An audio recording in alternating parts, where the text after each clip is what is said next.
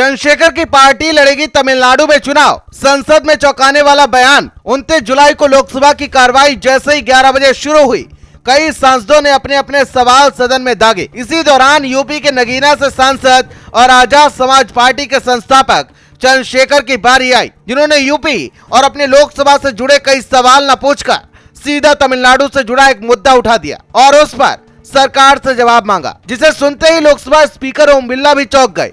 और उसके बाद हल्के फुल्के अंदाज में ओम बिरला ने पूछ लिया कि क्या तमिलनाडु में विस्तार करोगे, जिसके जवाब में चंद्रशेखर ने जो जवाब दिया वो बेहद चौंकाने वाला है। अध्यक्ष जी, मेरा सवाल माननीय मंत्री से तमिलनाडु से जुड़ा हुआ है। सर, तमिलनाडु राज्य में दिव्यांगजनों के लिए सहायक यंत्रों को प्रदान करने के लिए चलाई जा रही एडीपी योजना के अंतर्गत तमिलनाडु राज्य में पिछले 5 वर्षों में कितने लाभार्थियों को सहायक यंत्र एवं उपकरण प्रदान किए गए तथा कितनी राशि उपयोग की गई, ये माननीय मंत्री जी इसको बताने की कृपा करें। धन्यवाद अध्यक्ष जी। क्या तमिलनाडु तक विस्तार कर रहे हो क्या?